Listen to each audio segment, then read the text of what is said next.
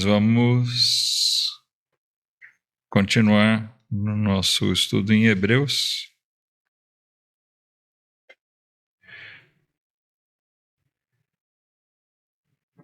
Aliás, estudo, gente, não é bem um estudo, né? Estamos meditando aqui nos ensinamentos dessa carta. O propósito não é propriamente fazer um estudo mais técnico, mas sim de a gente buscar espiritualmente as lições boas que tem aqui nessa carta. Nós já estamos caminhando para o final dela praticamente, mas ainda tem muita coisa, muito caldo para ser tirado desses capítulos finais aqui. Nós estamos no capítulo 11, aquele capítulo que fala dos exemplos de fé que a gente tem, né? O que ali nossos irmãos do passado, que são expoentes de fé e são usados pelo autor da carta aqui como um exemplo vívido do que é a fé e dos efeitos que ela causa. Então, é isso que ele quis dizer, é isso que ele quis ensinar. E é isso que nós temos que absorver. É isso que nós temos que tirar para nós de proveito. A carta aos Hebreus, a gente viu, ela em grande parte assim, profundamente doutrinária. Mas como eu sempre digo, toda doutrina leva à prática. Amém? Toda doutrina, ela não deve ser vista só como alguma coisa teórica. Aquela teoria sempre... Teoria não, né? Teoria é uma coisa que não é comprovada, mas aquilo que é demonstrado doutrinariamente, aquele ensino, por exemplo, a trindade de Deus, a divindade de Cristo, você vai defender e expor aquilo, mas para quê? Qual o efeito que isso traz? Então ele argumenta longamente aqui sobre a superioridade de Cristo, ele mostra a importância, a grandeza da obra de Cristo, e por fim, então, ele conclui essas doutrinas que ele ensina ao longo de toda a carta com um apelo forte a que nós exerçamos a fé nesse Jesus, nesse Cristo que é pregado, que é anunciado no Evangelho. Então, quando ele fala aqui de exemplos de fé, primeiro nós vimos que tipo de fé é essa? É aquela fé que não é uma fé fanática, cega, é aquela fé firmada na própria palavra de Deus, naquilo que Deus diz. Então, essa é a fé que nós temos que ter. Amém, irmãos? A nossa fé é em Deus. A nossa fé é no que Deus diz. A nossa fé é no Filho dele que nos é apresentado na sua palavra. A nossa fé é nas promessas de Deus.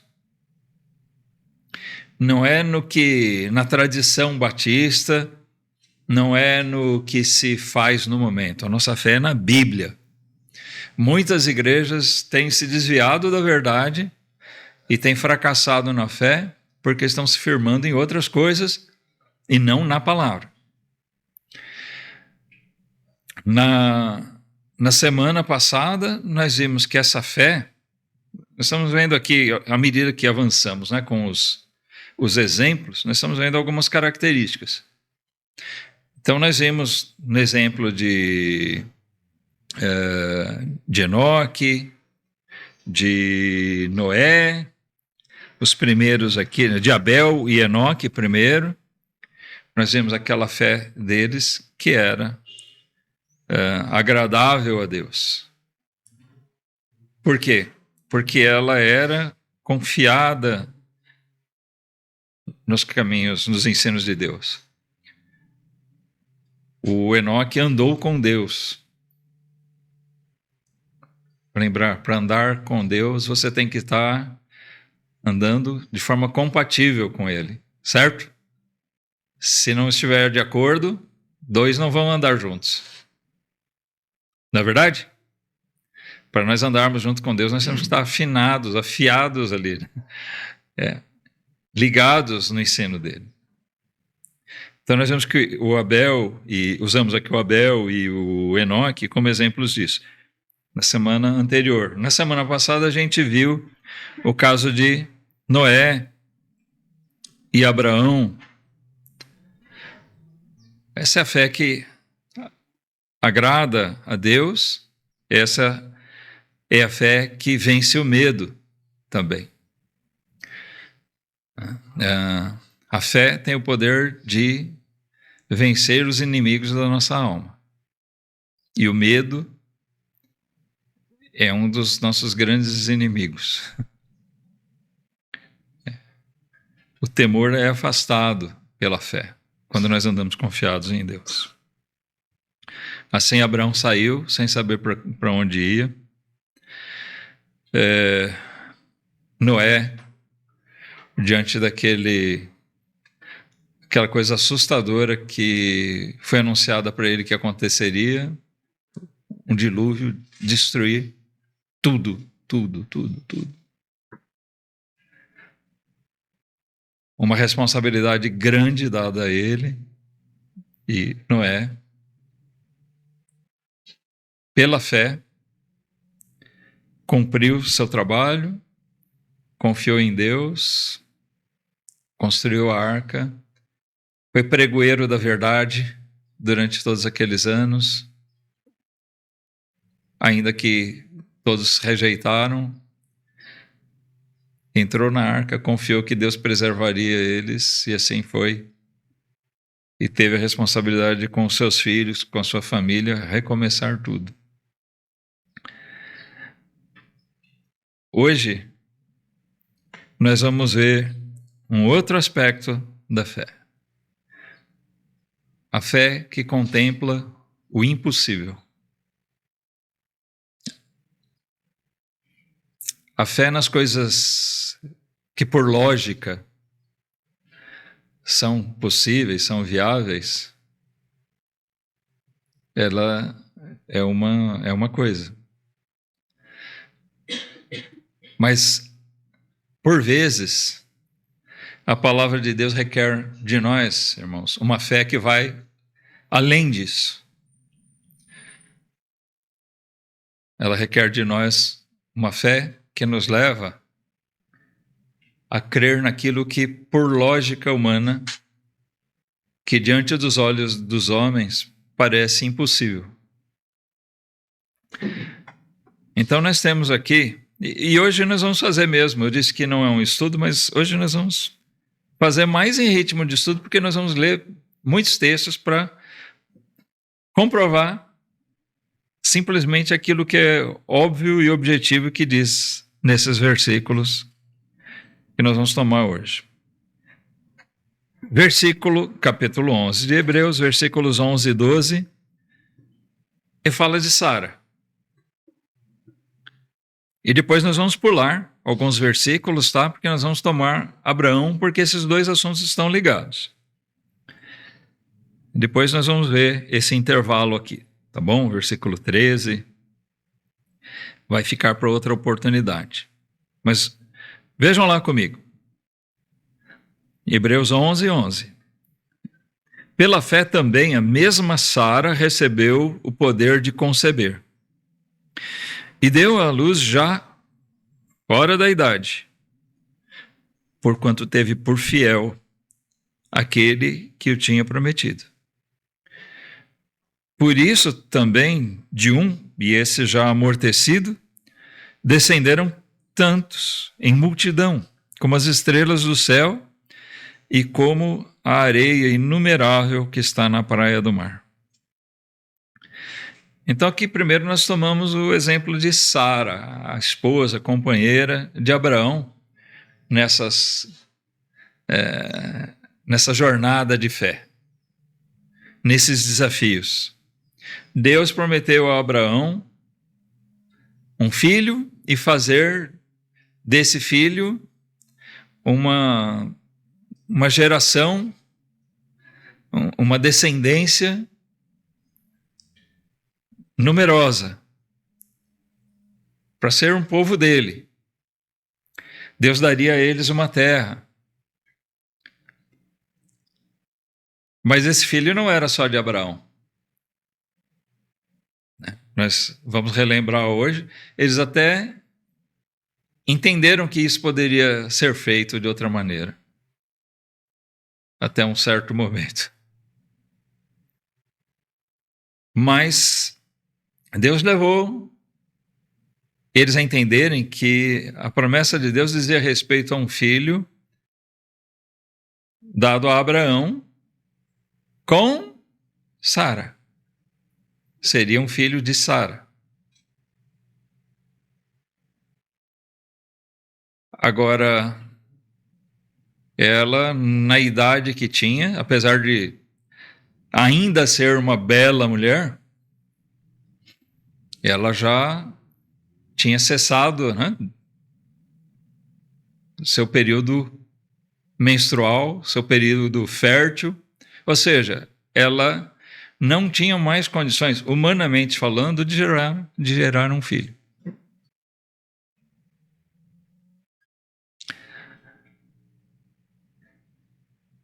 Deus prometeu bem antes. Eles já tinham uma boa idade quando saíram lá de Harã, e Deus fez a promessa para eles lá inicialmente. E já era difícil. Mas, estou falando humanamente, isso já era difícil, ter um filho naquela idade. Mas Deus falou, calma, isso é pouco para mim. Deixa passar mais tempo, para ficar mais difícil. E o tempo passou. E aí existe uma coisa, irmãos. Às vezes nós recebemos uma promessa, e de imediato até o nosso coração pode se deleitar naquilo e nós crermos, nós confiarmos. Mas à medida que o tempo passa, a nossa fé pode esmorecer. Não é verdade? A gente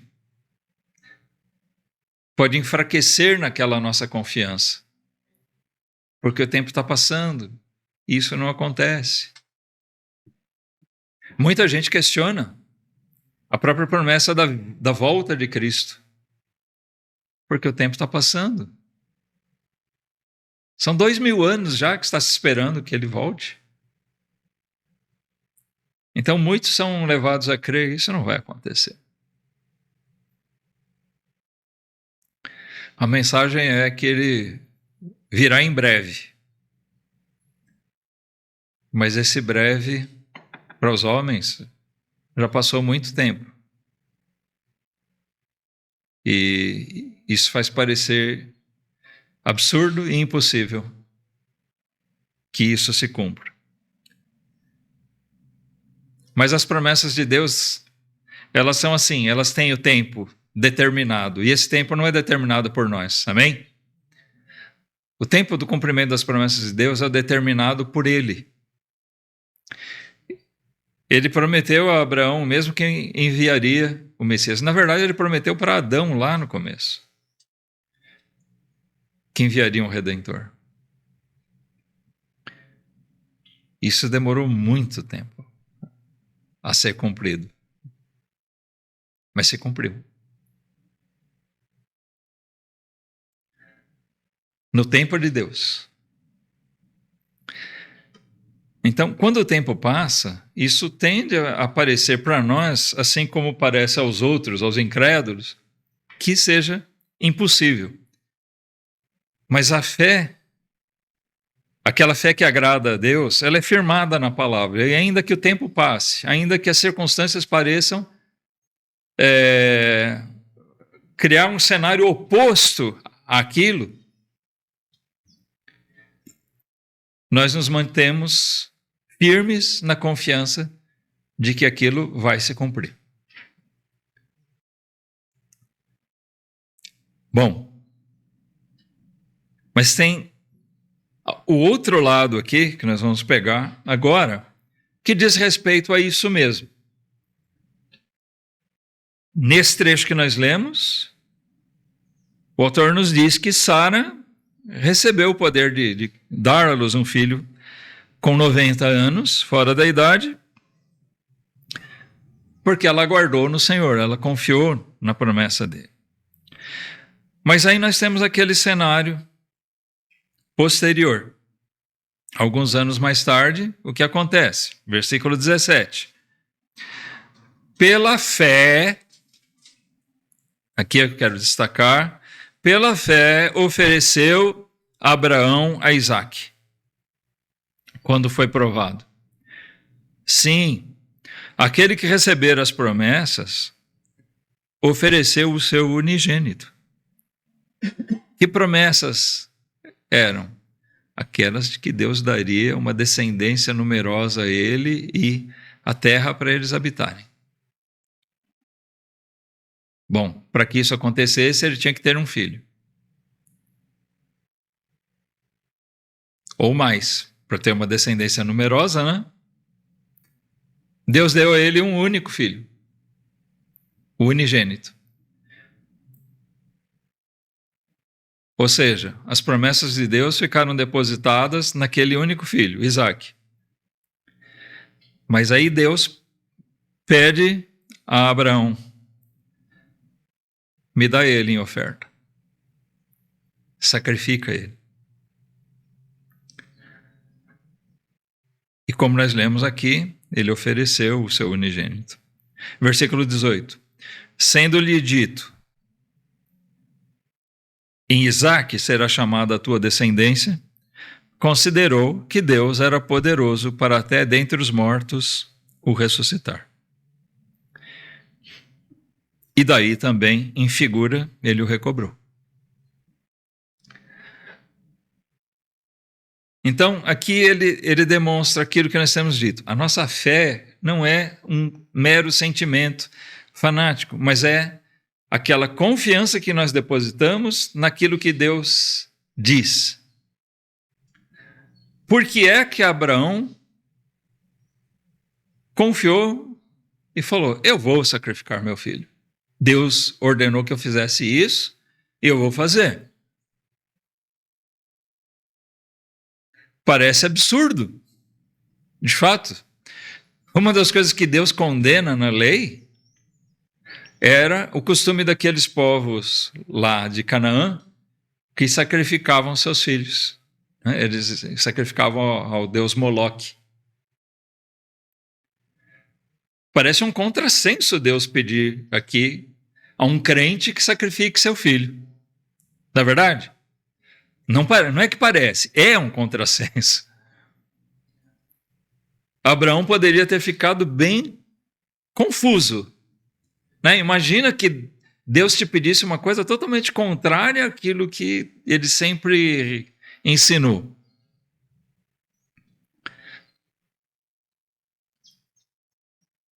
Mas o Abraão sabia que isso vinha de Deus e que, de alguma maneira, se Deus havia feito uma promessa: eu vou te dar uma descendência em Isaque, e agora ele pede a vida de Isaque. Abraão confiou: se Deus prometeu lá, eu sei que ele vai dar um jeito. Ainda que eu sacrifique Isaque, ele vai me devolver. Ele vai devolver a vida a Isaque. Eu sei que Deus vai fazer. Não sei como Deus vai agir. Isso é outra coisa que está implícita na fé, irmãos. Nós sabemos que Deus vai fazer, porque Ele disse que vai fazer. Amém? Como Ele vai fazer? Não sei.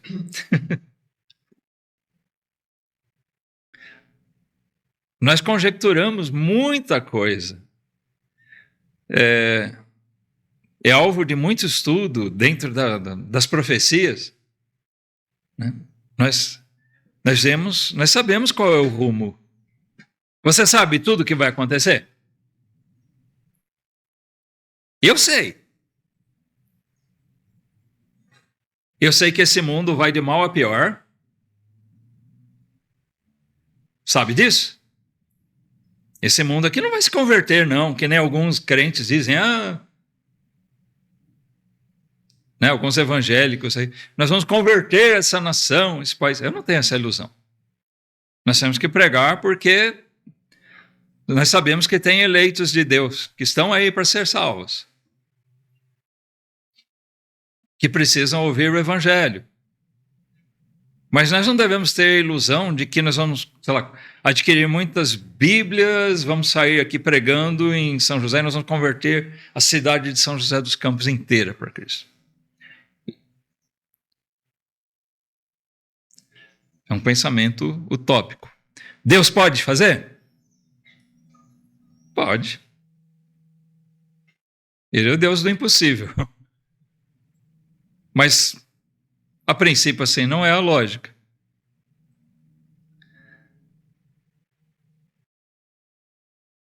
Mas o fato é que a tendência do mundo, pela Bíblia, é ir de mal a pior. Cada vez mais desprezar as coisas de Deus, desprezar a palavra de Deus. Eu sei que vai se levantar um homem maligno que vai liderar esse mundo. Por que eu creio nisso? Por que eu sei disso?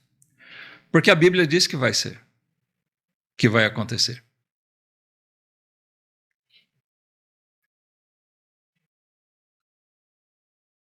Eu sei que vai ser um período terrível, mas eu sei também que isso é necessário que aconteça. Tem crente aí que age na expectativa de descobrir se nasceu já o anticristo, onde é que ele nasceu para ir lá e matar ele. Você já entendeu que ridículo que é isso? Porque é necessário que o anticristo surja, tá? E nós não vamos mudar isso. Ele vai se levantar e vai cumprir aquilo que a Bíblia diz que ele vai fazer mesmo. Mas isso para nós, apesar de ser um período assim terrível, por outro lado, é glorioso ver a palavra de Deus se cumprindo, e eu sei que isso vai se cumprir. Eu espero que você saiba disso e creia dessa maneira, não porque eu estou dizendo, mas porque você confia na palavra de Deus. Que você tenha segurança dessas coisas. E isso é ainda mais glorioso porque nós sabemos que quando isso acontecer, aí sim, Jesus Cristo está às portas. Logo Cristo voltará. Tá? Aqueles que são pré-tribulacionistas vão se deliciar imaginando, bom, quando o anticristo se levantar, nós vamos ser levados, Cristo vai voltar. Tudo bem, eu não creio dessa maneira, mas o importante é que você deposite a sua esperança, sua alegria, sabendo que Cristo vai voltar. Eu sou daqueles que creem que nós vamos passar por essa tribulação, por aqueles 7 anos, ou pelo menos parte deles. Mas ainda assim, a nossa fé está depositada em que, passado isso, Cristo vai voltar.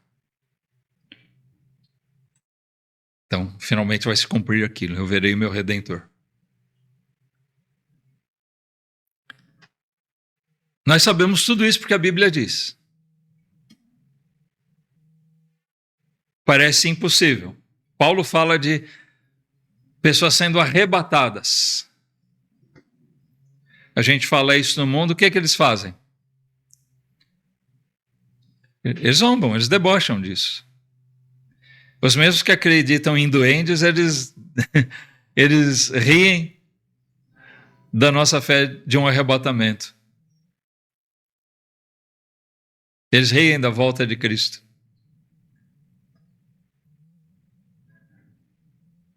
Está entendendo o que eu estou dizendo? Porque eles não têm fé. Agora, nós sabemos dessas coisas porque a Bíblia ensina. E a nossa fé deve ser depositada nessas coisas, nessas verdades. Agora, como Deus vai fazer exatamente tudo isso? Porque tem uma série de detalhes aí que nós podemos conjecturar. Como é que vai ser isso? Como é que Deus vai fazer isso? Não sei. Não preciso saber. Quando vai ser? Quando Jesus disse que só o Pai sabia quando essas coisas iriam acontecer, sabe o que ele quis dizer? Você não precisa saber. Ninguém precisa saber quando vai ser isso. O fato é que vai acontecer. Quando é que Cristo vai voltar? No tempo de Deus. Amém? Como é que vai ser isso? Do jeito de Deus. Eu só sei que vai acontecer porque ele diz que vai acontecer. Como e quando? Detalhe. Sara aguardou que Deus cumprisse a promessa de dar a ela um filho. Abraão também aguardou. E depois que Deus deu, ele foi mandado entregar seu filho, mas ele confiou sabendo. Deus me prometeu que vai me dar uma semente, uma descendência desse filho. Então, como é que Deus vai fazer? Não sei.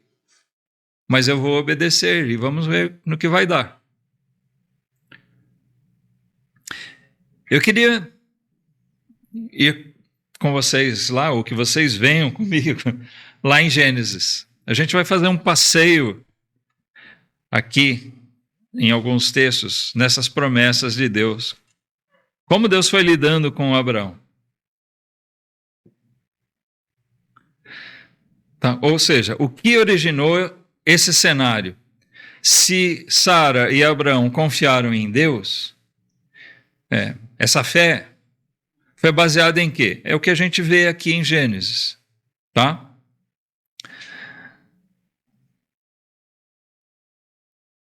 Vamos lá para Gênesis 12.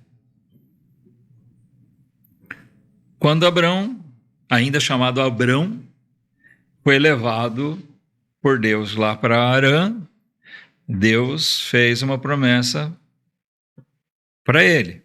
Vamos lá, versículos 1 a 3. Diz assim: Ora, o Senhor disse a Abraão: sai-te da tua terra, da tua parentela e da casa de teu pai, para a terra que eu te mostrarei. E far-te-ei uma grande nação, e abençoar-te-ei, e engrandecerei o teu nome, e tu serás uma bênção. E abençoarei os que te abençoarem, e amaldiçoarei os que te amaldiçoarem. E em ti serão benditas todas as famílias da terra. Então, aqui, ainda habitando em Harã, Abrão e Sarai receberam essa promessa de Deus: eu vou fazer de você uma grande nação. Ela é estéril, eles sem filhos recebem essa primeira promessa. Deus diz: eu vou fazer de você, Abrão, uma grande nação. Deixa Harã, deixa essa terra, sai do meio dos teus parentes e vai para onde eu vou te mostrar. E ele seguiu. Vamos para o capítulo 13. Tempos depois, já em Canaã, nós vemos versículos 14.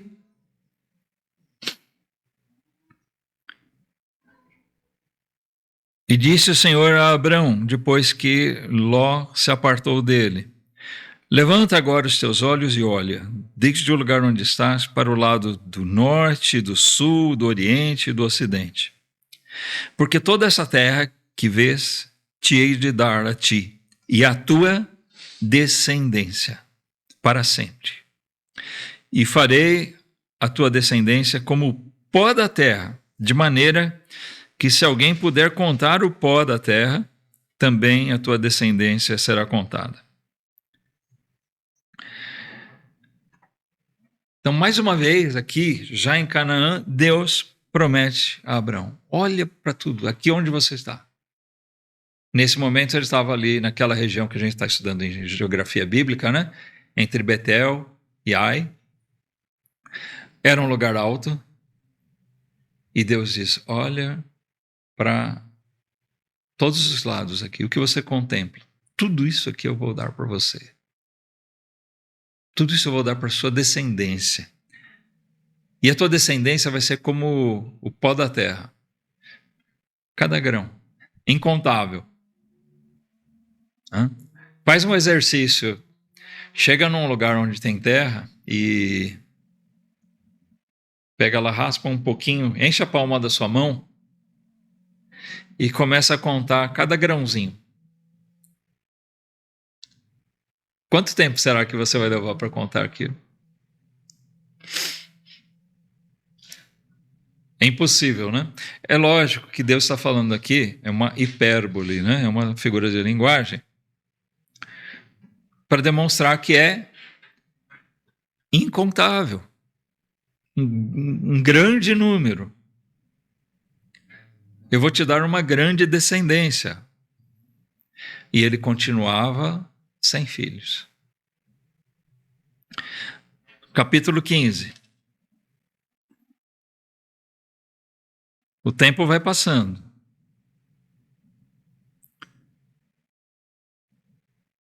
Aqui, Abraão morava já nos carvalhais de Manre, lá perto de Hebrom. E nós vemos, depois daquele episódio em que ele foi perseguir aqueles reis, resgatou Ló, deu oferta a Melquisedeque, Deus novamente fala com Abrão, ainda chamado Abrão aqui. Versículos 1 a 6. Depois dessas coisas veio a palavra do Senhor a Abrão em visão, dizendo: não temas, Abrão, eu sou o teu escudo, o teu grandíssimo galardão. Então disse Abrão: Senhor Deus, que me hás de dar, pois ando sem filhos, e o mordomo da minha casa é o Damasceno Eliezer. Disse mais Abrão: eis que não me tens dado filhos, e eis que um nascido na minha casa será o meu herdeiro. E eis que veio a palavra do Senhor a ele, dizendo: este não será o teu herdeiro, mas aquele que de tuas entranhas sair, este será o teu herdeiro. Então o levou fora e disse: olha agora para os céus e conta as estrelas, se as pode contar. E disse-lhe: assim será a tua descendência. E creu ele no Senhor, e imputou-lhe isto por justiça. Vocês percebem que Deus já tinha prometido: Abraão, eu vou dar uma grande descendência para você. E Abraão andava confiado. Mas o tempo foi passando, irmãos. Abraão não foi ficando mais novo. O tempo foi passando e ele começou a questionar. E aqui ele questionou Deus: Senhor, o Senhor me prometeu dar uma grande descendência. Eu estou aqui nessa terra estrangeira. O Senhor não me deu filhos. O que eu tenho é o meu mordomo, Eliezer. Era aquele que cuidava das coisas para Abraão. Minha herança vai ficar para ele, é nele. Deus disse: não. Eu prometi para você que eu vou te dar uma descendência e vai sair de você. Vai ser teu filho legítimo. Não vai ser um adotivo, um empregado. Não. Vai ser o seu filho, Abraão. Eu vou fazer isso. E o versículo 6 é maravilhoso, irmãos. Abraão não falou: Senhor, o Senhor está falando, mas eu não acredito. Isso. Creu ele no Senhor. Isso lhe foi imputado por justiça. A fé de Abraão era agradável a Deus. Ele confiou no que Deus disse. Capítulo 16. Passa algum tempo mais. E nós lemos aqui os nossos vacilos na fé, né, irmãos? Ora, Sarai, mulher de Abrão, não lhe dava filhos. E ele tinha uma serva egípcia, cujo nome era Agar. E disse Sarai a Abrão: eis que o Senhor me tem impedido de dar à luz. Toma, pois, a minha serva. Porventura terei filhos dela. E ouviu Abrão a voz de Sarai.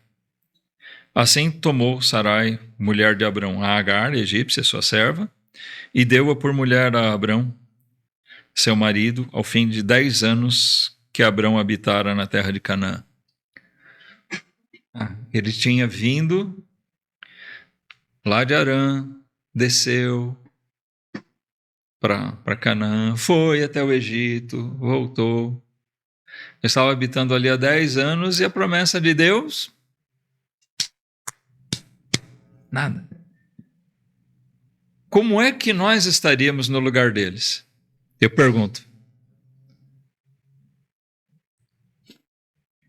Será que nesse momento, passou 10 anos, Deus prometeu e eu estou ficando velho, bem mais velho. Cada vez mais impossível. Deus falou que vai fazer. Eu acreditei. Mas até agora nada.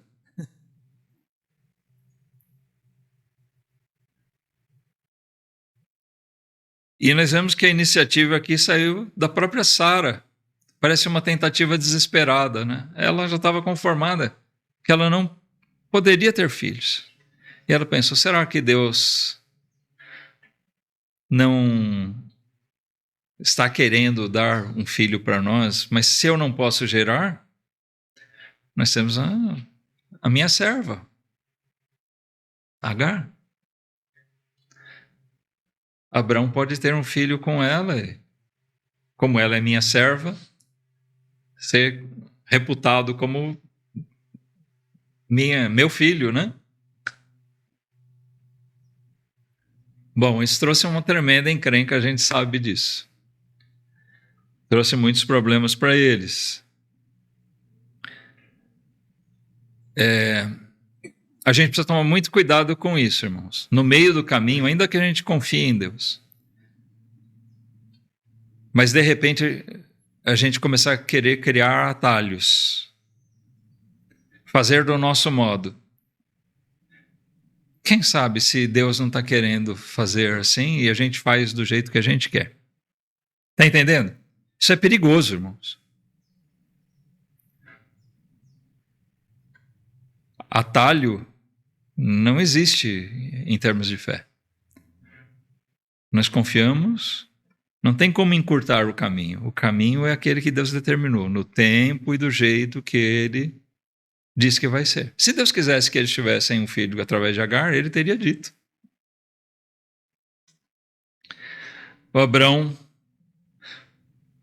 uma vez que a esposa dele deu ideia e consentiu, ele tomou Agar por mulher.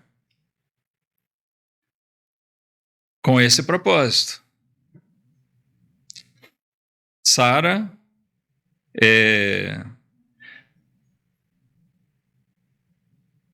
dada na Bíblia como um bom exemplo de uma serva, uma esposa fiel. E uma boa esposa pode ajudar muito seu marido, inclusive com suas ideias, suas propostas, sugestões, né? É bom o marido poder trocar ideia com a esposa. Ele é o líder da casa, ele é o cabeça da casa. Mas, como diz a Bíblia, na multidão de conselhos há... Vocês não sabem. Sabedoria, isso. Na multidão de conselhos há sabedoria. Vamos ouvir. Resta julgar a decisão final, mas o ideal é que um casal ele converse. O Abrão poderia ter filtrado a ideia de Sara e dito, não, Sara, Deus não falou nada quanto a isso. Vamos continuar aguardando em oração. Amém? Ele não fez. Ele, diante da sugestão dela, resolveu fazer esse atalho. Versículo 15, irmãos, aqui mesmo nesse capítulo 16 ainda. E Agar deu à luz um filho a Abrão, e Abrão chamou o nome de seu filho, que Agar tivera, Ismael. E era Abrão da idade de 86 anos, quando Agar deu à luz Ismael. 86. Já tinha uma boa idade, né? Mas não era esse o filho que Deus queria para eles. Capítulo 17, logo em seguida aqui nós lemos versículos 1 a 8. Sendo, pois, Abrão da idade de 99 anos, ou seja, mais... Quantos anos se passaram aí? Fazendo a conta? Ele tinha 86 quando nasceu Ismael. Agora ele tinha 99. Quanto? 13 anos mais. Já tinha passado 10, desde que Deus prometeu lá em Harã, e agora mais 13 anos. E nada da promessa de Deus.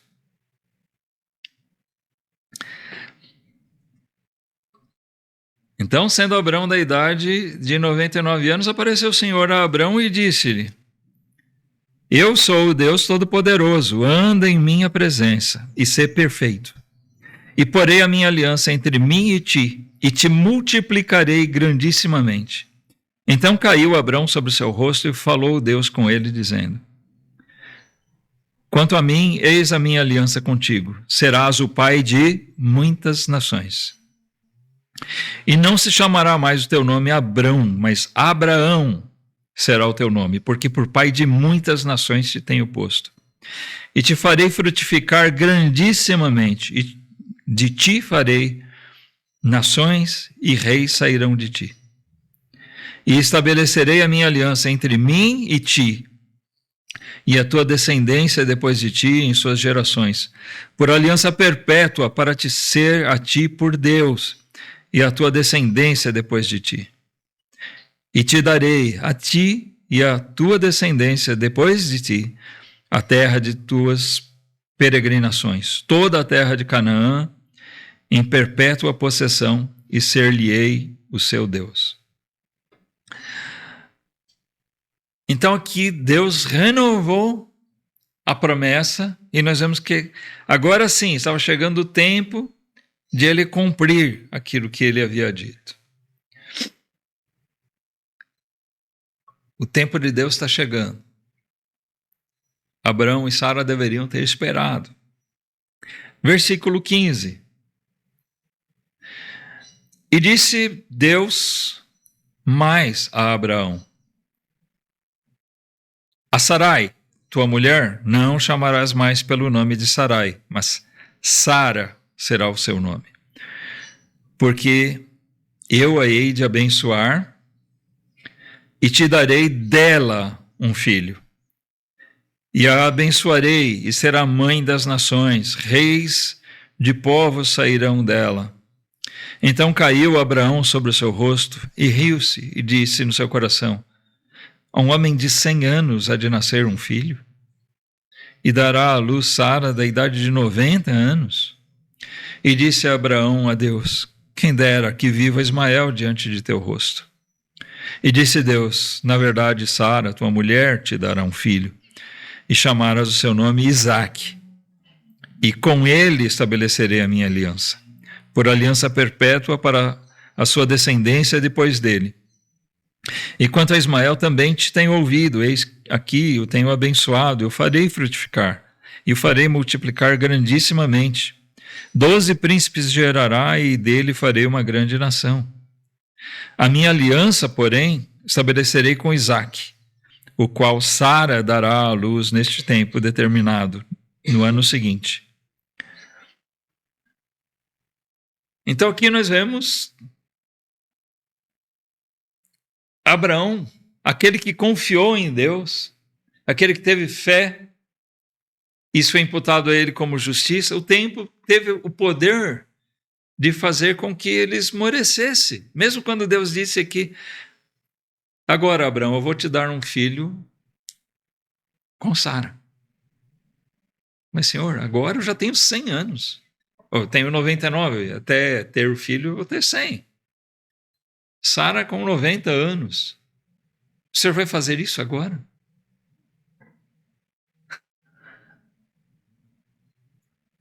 Deus disse para ele, sim, eu vou fazer.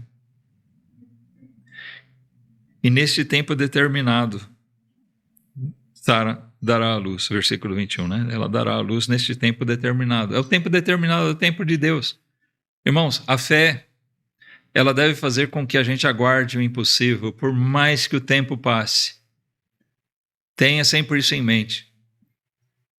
Confia e espera no tempo de Deus. Não faça atalhos. Ore e aguarde em Deus. Nós temos que esperar, confiar em Deus, aguardar nele, de verdade. Pula para o capítulo 18. Falei que a gente ia ler bastante aqui, né? Mas está acabando. 18, 1 e 2. Depois apareceu-lhe o Senhor nos carvalhais de Manre, estando ele assentado à porta da tenda no calor do dia, e levantou os olhos e olhou, e eis 3 homens em pé junto a ele. E vendo-os, correu da porta da tenda ao seu encontro e inclinou-se à terra. Então, aquela oportunidade que apareceram os 3 varões, né? Um deles, que permaneceu com Abraão, era Deus. Acredita-se ser uma manifestação de Cristo, né? Uma teofania. Mas os outros 2, que eram anjos, mesmo foram enviados lá para Sodoma em seguida. Mas eles conversaram aqui, Abraão fala com esse se referindo, se dirigindo a ele como sendo Deus, né? O versículo 3 aqui diz, e disse, meu Senhor, se agora tenho achado graça aos teus olhos, rogo-te que não passes de teu servo. Ele se dirige a ele como Deus. Mas vamos pular para o versículo 9, que é o que realmente interessa. É nessa conversa aqui, aqueles varões questionaram Abraão e disseram-lhe, onde está Sara, tua mulher? E ele disse, ei-la aí na tenda. E disse, certamente tornarei a ti por este tempo da vida. E eis que Sara, tua mulher, terá um filho. E Sara escutava à porta da tenda que estava atrás dele. E eram Abraão e Sara já velhos e adiantados em idade. Já Sara havia cessado o costume das mulheres. Assim, pois, riu-se Sara consigo, dizendo, terei ainda deleite depois de haver envelhecido, sendo também o meu senhor já velho? E disse o Senhor a Abraão, por que se riu Sara, dizendo, na verdade, darei eu a luz ainda, havendo já envelhecido? Haveria coisa alguma difícil ao Senhor? Essa é a questão, irmãos, da fé. Existe alguma coisa difícil ao Senhor? Às vezes a gente acaba pensando que sim. Mas a resposta definitiva é não. Ele é o Deus do impossível. E a nossa fé tem que ser nesse aspecto. Amém? Confiando. Deus pode efetivamente todas as coisas. Então, Deus mesmo questionou Abraão, haveria alguma coisa difícil ao Senhor? Ao tempo determinado, tornarei a ti por este tempo da vida. E Sara terá um filho. E Sara negou, dizendo, não me ri, porque temeu. E ele disse, não digas isso, porque te riste. Ela teve medo, além de ter errado de ter rido, né? Com medo, ela errou de novo, ela pecou, ela mentiu. E o Senhor advertiu, não diga que você não riu. Eu sei que você riu. Você duvidou. Você achou que isso é impossível?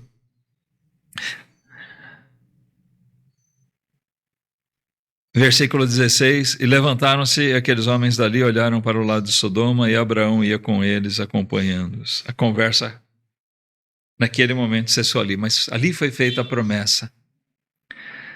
Antes de destruição, né, de mostrar a ele a destruição daquela cidade, Deus falou com Abraão de uma maneira clara e definitiva. Nesse tempo da vida, é agora. Você com 99 anos, Sara com 90, é agora que eu vou dar um filho para vocês. Mas agora, Senhor, com 76 já era difícil, mas eu acreditei. Com 86 eu pensei, bom, talvez seja desse jeito. Mas Deus disse que não, então tá bom, eu vou aguardar mais. Mas passou mais 13 anos. E agora o Senhor vem dizer, é agora que eu vou fazer? Agora está tão difícil. Mas não tem nada difícil para Deus. 21, capítulo 21.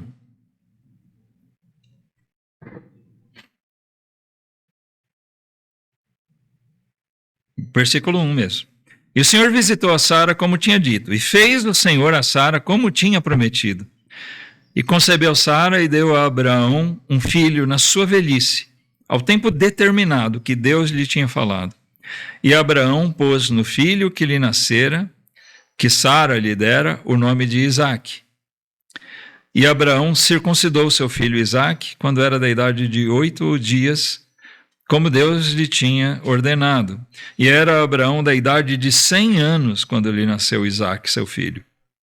E disse Sara, Deus me tem feito riso. Todo aquele que o ouvir se rirá comigo. E disse mais, quem diria a Abraão que Sara daria de mamar a filhos? Pois lhe dei um filho na sua velhice. E cresceu o menino e foi desmamado. Então aqui nós vemos que Abraão fez... era até o versículo 7. Mas aqui ele faz uma festa quando Isaque é desmamado. E o que acontece? O Ismael e a Agar zombam, desprezam. Então nós vemos aquele problema que houve entre Sara e Agar. Mas aqui, que coisa, né? Finalmente se cumpriu. O que parecia impossível aconteceu. Motivo de alegria, Sara. Agora ela não riu como quem não acredita. Ela ri de alegria. Ela se alegra, ela diz, vão rir comigo, né? Aqueles que souberem disso, do que Deus fez. Mas no capítulo 22, vamos lá, a gente vai ler rapidinho, o tempo foi-se. Mas aqui é o sacrifício, quando Deus manda Abraão matar seu filho Isaque. Acho que é importante a gente ler esse texto, irmãos. Notem, tudo que a gente leu são as promessas de Deus. Deus foi mostrando, eles duvidaram pelo caminho, eles vacilaram, eles hesitaram. Sim, mas lá em Hebreus nós vemos que finalmente aquilo tudo que Deus disse, eles depositaram sua confiança em Deus. Nós somos fracos na fé, essa é a verdade. Os discípulos de Jesus viram tanta coisa que ele fez, e mesmo assim, muitas vezes eles duvidaram, e eu acho que 2 ou 3 vezes nós temos aquela expressão que alguns brincam, né? Quando é que Jesus chamou os discípulos de bully? Conhece essa brincadeirinha aí, né? Porque eles eram homens de pouca fé. Pouca fé. Até nas traduções, nas versões mais atuais, eles mudaram isso, né? De pequena fé, para não gerar esse... É um cacófato, né? Quando você fala uma coisa que pode dar um outro sentido. A combinação das palavras, das sílabas. Assim. Mas, vamos lá, aqui a gente vê Abraão, o episódio em que realmente Deus mandou que ele entregasse Isaque. E aconteceu depois destas coisas, capítulo 22, versículo 1. Aconteceu depois dessas coisas que provou Deus a Abraão e disse-lhe: Abraão, e ele disse: Eis-me aqui. Ele disse: Toma agora o teu filho, o teu único filho, Isaque, a quem amas, e vai-te à terra de Moriá, e oferece-o ali em holocausto sobre uma das montanhas que eu te direi. Então se levantou Abraão pela manhã de madrugada e albardou seu jumento, tomou consigo 2 de seus moços, Isaque, seu filho, e cortou lenha para o holocausto, e levantou-se e foi ao lugar que Deus lhe dissera. Ao terceiro dia levantou Abraão seus olhos e viu o lugar de longe. E disse Abraão a seus moços: Ficai-vos aqui com o jumento, e eu e o moço iremos até ali, e havendo adorado, tornaremos a vós. E tomou Abraão a lenha do holocausto, pô-la sobre Isaque, seu filho, e ele tomou o fogo e o cutelo na sua mão, e foram ambos juntos. Então falou Isaque a Abraão, seu pai, e disse: Meu pai. E ele disse: Eis-me aqui, meu filho. E ele disse: Eis aqui o fogo e a lenha, mas onde está o cordeiro para o holocausto? E disse Abraão: Deus proverá para si o cordeiro para o holocausto, meu filho. Assim caminharam ambos juntos. E chegaram ao lugar que Deus lhe dissera, e edificou Abraão ali um altar, e pôs em ordem a lenha, e amarrou Isaque seu filho, e deitou-o sobre o altar em cima da lenha. E estendeu Abraão a sua mão, e tomou o cutelo para imolar seu filho. Mas o anjo do Senhor lhe bradou desde os céus e disse: Abraão, Abraão. E ele disse: Eis-me aqui. Então disse: Não estendas a tua mão sobre o moço, e não lhe faças nada. Porquanto agora sei que temes a Deus e não me negaste o teu filho, o teu único filho. Então levantou Abraão os seus olhos e olhou, e eis um carneiro de trás dele, travado pelos seus chifres num mato, e foi Abraão e tomou o carneiro e ofereceu-o em holocausto, em lugar de seu filho. E chamou Abraão o nome daquele lugar: O Senhor proverá, de onde se diz até o dia de hoje: No monte do Senhor se proverá. Então aqui nós vemos a narração daquele episódio justamente que a fé de Abraão foi provada. E que o autor de Hebreus diz: por que Abraão fez isso? É interessante que o autor, inspirado ali em Hebreus, ele interpreta, ele demonstra o entendimento daquilo que na verdade não está escrito aqui. O texto em Gênesis não fala: Abraão foi até o último momento, chegou a erguer o cutelo para imolar seu filho, porque ele confiava que mesmo que ele matasse Isaque, Deus daria vida para ele novamente. Não. Isso está implícito no texto. Quando nós lemos aqui, nós podemos ficar pensando: como é que o Abraão pôde fazer isso? Então, lá em Hebreus, nós vemos, essa é a razão. E quando nós lemos essas promessas de Deus, nós entendemos por que é que Abraão fez isso. Porque ele confiou naquilo. Deus tinha prometido um filho, e esse filho na velhice dele. Deus já tinha feito o impossível. Amém? Se Deus tinha prometido e cumpriu, ele sabia que esse Deus era fiel, que ele era verdadeiro e que Deus sabia o que estava pedindo para ele. Como Deus ia agir, Abraão não sabia. Ele pode até ter imaginado isso mesmo, que em Hebreus fala: se eu chegar a matar o Isaque, Deus tem poder para ressuscitar. Ele fez ele nascer de uma mulher estéril, nunca teve filho. 90 anos a mulher foi ter um filho. Gerada de mim, um velho. Deus já fez o impossível, então ele pode fazer outra vez, ressuscitar o Isaque. Mas ele não sabia como Deus ia agir. E Deus agiu de uma maneira diferente do que ele poderia ter imaginado, né? Deus nem deixou ele imolar.